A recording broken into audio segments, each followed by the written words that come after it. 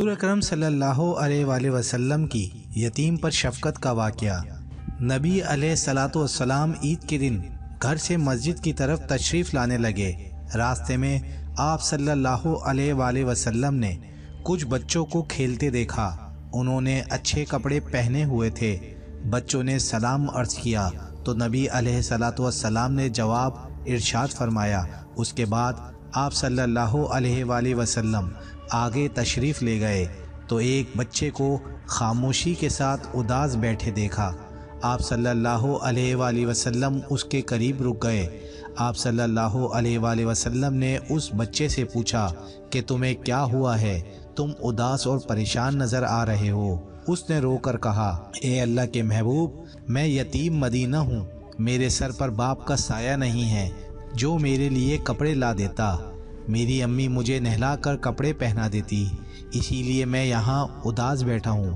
نبی علیہ الصلوۃ والسلام نے اسے فرمایا کہ تم میرے ساتھ آؤ۔ آپ صلی اللہ علیہ وآلہ وسلم اسے لے کر واپس اپنے گھر تشریف لائے اور سیدنا عائشہ صدیقہ رضی اللہ تعالی عنہ سے فرمایا، حمیرہ، انہوں نے عرض کیا، لبیک یا رسول اللہ، اے اللہ کے رسول صلی اللہ علیہ وآلہ وسلم، میں حاضر ہوں۔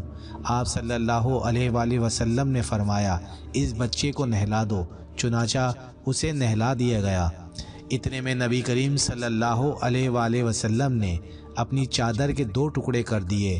کپڑے کا ایک ٹکڑا اسے تہبت کی طرح باندھ دیا اور دوسرا اس کے بدن پر لپیٹ دیا گیا۔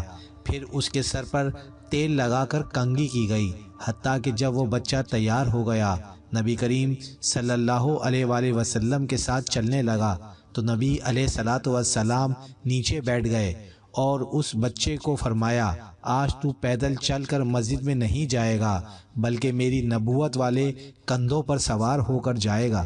نبی علیہ الصلوۃ والسلام نے اس بچے کو کندھوں پر سوار کر لیا اور اسی حالت میں اسی گلی میں تشریف لائے جس میں بچے کھیل رہے تھے۔ جب بچوں نے یہ معاملہ دیکھا تو وہ رو رو کر کہنے لگے، کاش ہم بھی یتیم ہوتے اور آج ہمیں بھی نبی کریم علیہ الصلوۃ والسلام کے نبوت والے کندھوں پر سوار ہونے کا شرف حاصل ہوتا۔ نبی علیہ الصلوۃ والسلام جب مسجد میں تشریف لائے تو آپ صلی اللہ علیہ وآلہ وسلم منبر پر بیٹھ گئے۔ وہ بچہ نیچے بیٹھنے لگا۔ نبی علیہ الصلوۃ والسلام نے اسے اشارہ کر کے فرمایا کہ آج تم زمین پر نہیں بیٹھو گے۔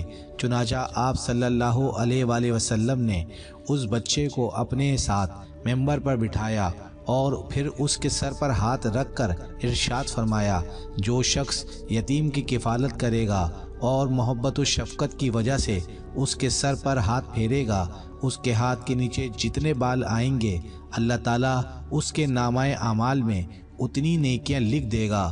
اس ویڈیو کو زیادہ سے زیادہ شیئر کریں۔ اچھی بات دوسروں تک پہنچانا صدقہ جاریہ ہے۔ جزاک اللہ۔